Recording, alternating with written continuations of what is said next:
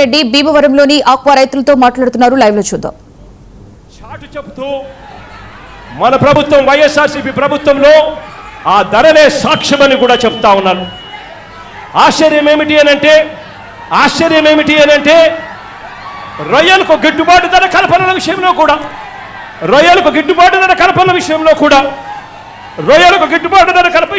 విషయంలో కూడా గతంలో కూడా ఎప్పుడూ లేని విధంగా మన ప్రభుత్వమే కృషి చేసింది.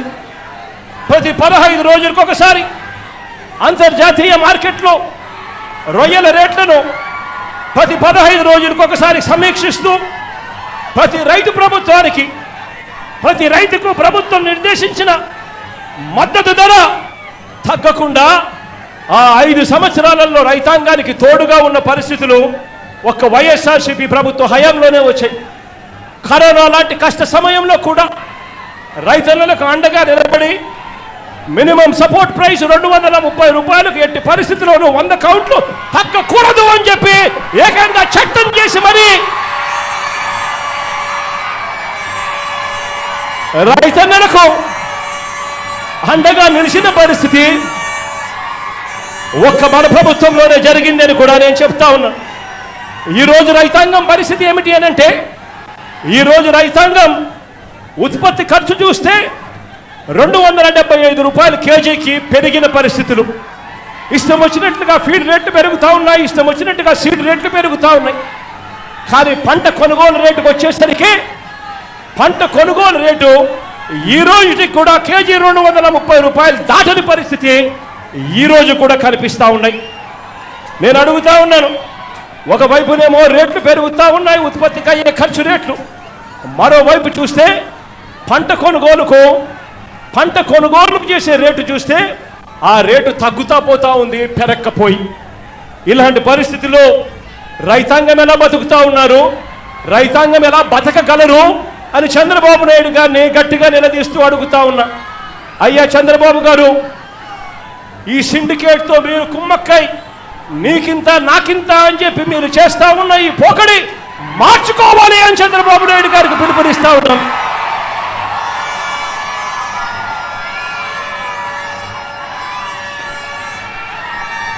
ఆక్వా రంగంలో ఉన్న రైతాంగం సంక్షోభం అన్నది ఎప్పుడు ఆ రైతాంగానికి అండగా నిలబడిన అడుగులు ఎప్పుడు పడ్డాయి అనంటే వైఎస్ఆర్సీపీ ప్రభుత్వ హయాంలోనే. అంతవరకు ఎప్పుడు చూడని విధంగా, గతంలో ఎప్పుడు జరగని విధంగా ₹1.5కే కరెంట్ ఇచ్చిన ప్రభుత్వం ఏదైనా ఉంది అనంటే అది వైఎస్ఆర్సీపీ ప్రభుత్వమే అని చెప్పి కూడా గర్వంగా నేను చెప్పగలుగుతా. ఏకంగా వైఎస్ఆర్సీపీ ప్రభుత్వ హయాంలో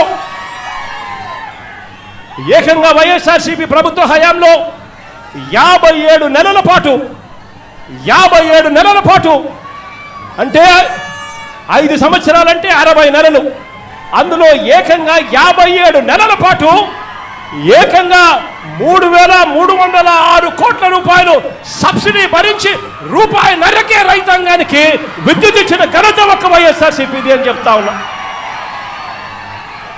అదే చంద్రబాబు నాయుడు గారు 5 సంవత్సరాల పరిపాలన చూసుకుంటే 2014 నుంచి 2019 మధ్య జరిగిన ఆయన పరిపాలనలో ఆక్వా రైతాంగం కరెంటు యూనిట్ రేటు ₹3.85 చొప్పున చంద్రబాబు నాయుడు గారు అప్పట్లో రైతాంగాన్ని బాదాడు. ఆ తర్వాత జగన్ పాదయాత్ర మొదలైన తర్వాత జగన్ ఎప్పుడైతే ఆక్వా రైతులకు ₹1.5కే కరెంట్ ఇస్తాడు అని చెప్పి పాదయాత్రలో చెప్పిన తర్వాత ఎన్నికలకు 4 నెలల ముందు మాత్రం చంద్రబాబు నాయుడు గారు ₹2కే తగ్గిస్తూ ఒక జీవో జారీ చేశాడు. కానీ ఈ పెద్ద మనిషి కేవలం జీవో మాత్రమే జారీ చేశాడు తప్ప ఆ 4 నెలలకు సంబంధించిన సబ్సిడీ కూడా వైఎస్ఆర్సీపీ ప్రభుత్వం వచ్చిన తర్వాత ఆ 451 కోట్ల రూపాయలు కూడా వైఎస్ఆర్సీపీ ప్రభుత్వమే భరించింది అని కూడా ఈ సందర్భంగా గర్వంగా కూడా చెప్తా ఉన్నా. చంద్రబాబు నాయుడు గారి ప్రభుత్వం ప్రతి అడుగులోనూ కూడా మోసం అనే పదాలే వినిపిస్తాయి. సూపర్ 6, సూపర్ 7 హామీలు ఏ మాదిరిగా చంద్రబాబు నాయుడు గారు మోసాలతో అడుగులు ముందుకు వేశాడో ఎన్నికలప్పుడు బాండ్లు ప్రతి ఇంటికి పంపిణీ చేసి ఏ మాదిరిగా ప్రజలను చంద్రబాబు నాయుడు గారు మోసం చేశాడో అదే మాదిరిగా ఆక్వా రైతులను కూడా చంద్రబాబు నాయుడు గారు ఇదే మాదిరిగానే మోసం చేస్తూ వచ్చాడు. ఇదిగో చంద్రబాబు నాయుడు గారి మేనిఫెస్టో, ఆక్వా రైతులకు సంబంధించి చంద్రబాబు నాయుడు గారి మేనిఫెస్టో, ఆక్వా రైతులకు సంబంధించి చంద్రబాబు నాయుడు గారి మేనిఫెస్టో. చంద్రబాబు నాయుడు గారు చెప్పాడు, అవసరమైన జిల్లాలలో 5,000 టన్నుల కోల్డ్ స్టోరేజ్ అన్నాడు. కట్టాడా అని అడుగుతా ఉన్నాను.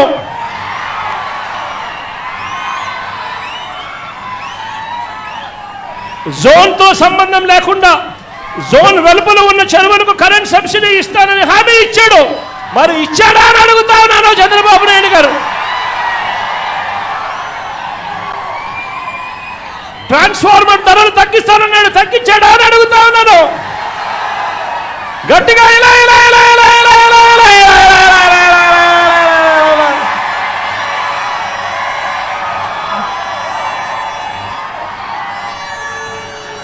ఏరియేటర్లకు సబ్సిడీ ఇస్తానన్నాడు, ఇచ్చాడా అని అడుగుతా ఉన్నాను. ఇలా ఇలా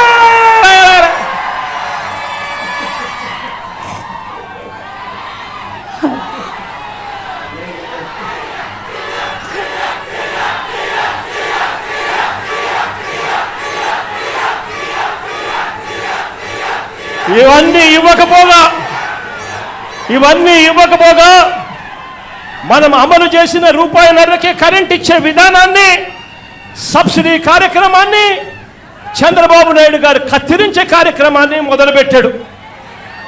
కొత్తగా ఇప్పుడే జీవో ఇచ్చాడు. ఈ మధ్య కాలంలోనే GO number RT169, GO number RT169, GO number RT169 ఇచ్చాడు.